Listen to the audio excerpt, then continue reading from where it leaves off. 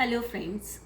अंग्रेजी भाषा में जब हमें थोड़ा बोलना होता है, थोड़ा शब्द का प्रयोग करना होता है, तो उसके लिए हम फ्यू या लिटिल का प्रयोग करते हैं। और बहुत से लोग नहीं जानते इस बात को कि कहाँ पर हमें फ्यू लगाना चाहिए और कहाँ पर लिटिल। तो आज इसी छोटे से प्रयोग के विषय में कुछ रोचक जानकारियाँ मैं आपको दूंगी। साथ ही आपने देखा होगा कहीं पर फ्यू तो कहीं पर अ फ्यू तो कहीं पर द फ्यू लगाते हैं। इसी प्रकार लिटिल का भी इसी प्रकार प्रयोग करते हैं। तो इसके भी कुछ नियम हैं, मैं बताती हूँ, आइए देखते हैं। तो देखिए, दो शब्द हैं, लिटिल और फ्यू। अब हम देखेंगे कि इसमें किसका प्रयोग किस प्रकार करना है, थोड़ा जहाँ हमको बताना है उसके लिए। तो ये तीन है, जैसा मैंने अभी आपको बताया भी था, लिटिल, अ लिटिल और द लिटिल। इसी प्रकार फ्यू में फ्यू, अ फ्यू और द फ्यू। तो सबसे पहली बात तो आप ये ध्यान रखिएगा, यद्यपि दोनों का मतलब थोड़ा ही होता है, लेकिन लिटिल का प्रयोग अनकाउंटेबल नाउन के साथ किया जाता है। अब आप कहेंगे अनकाउंटेबल नाउन, जैसा नाम से स्पष्ट है, जिसे हम न गिन सकें। मैंने कुछ एग्जाम्पल्स लिखे हैं समझने के लिए, जैसे sugar, salt, water, milk, money, time. तो ये सभी क्या है, अनकाउंटेबल नाउन है। अब आप ऐसे तो नहीं कहते कि एक चीनी, दो चीनी या एक नमक, दो नमक। तो पहला नियम तो इनका प्रयोग लिटिल का किसका होगा, अनकाउंटेबल नाउन के साथ। और दूसरा आप ध्यान रखिए कि जब लिटिल का प्रयोग करेंगे या इन तीनों में से किसी का भी, तो सब्जेक्ट और वर्ब ये दोनों सिंगुलर में रहेंगी। अब इसी प्रकार जब हम फ्यू का प्रयोग करेंगे तो फ्यू, अ फ्यू या द फ्यू का प्रयोग होगा काउंटेबल नाउन के साथ। काउंटेबल नाउन यानी जिन्हें हम गिन सकते हैं, जिस एग्जाम्पल में ग्लास हैं, कप्स हैं, बुक्स हैं, आर्ट्स हैं, कॉइन्स हैं, चपातीज, प्यूपिल, ये सभी ऐसे हैं जिन्हें हम गिन सकते हैं। जैसा आपने यहाँ देखा था कि सब्जेक्ट और वर्ब सिंगुलर रहेगा, अपोजिट यहाँ हो जाएगा, सब्जेक्ट और वर्ब दोनों ही किस में आएगा, प्लूरल में आएगा। अब इनका अर्थ आप समझिए।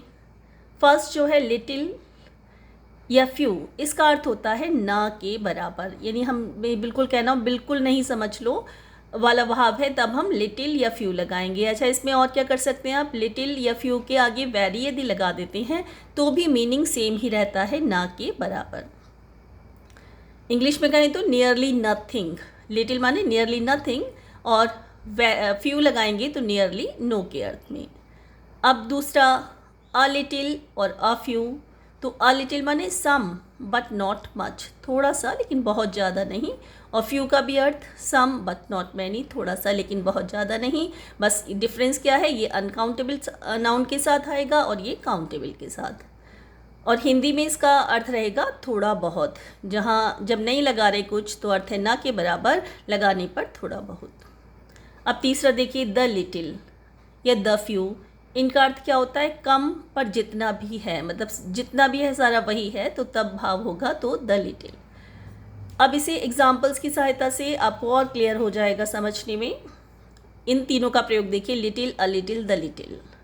फर्स्ट सेंटेंस मैंने लिखा है, I have little time to waste. और लिटिल जब बिल्कुल कहना हो, लिटिल केवल, तो अर्थ होता है ना के बराबर, यानी अर्थ क्या हुआ, मेरे पास बिल्कुल भी समय नहीं है वेस्ट करने के लिए।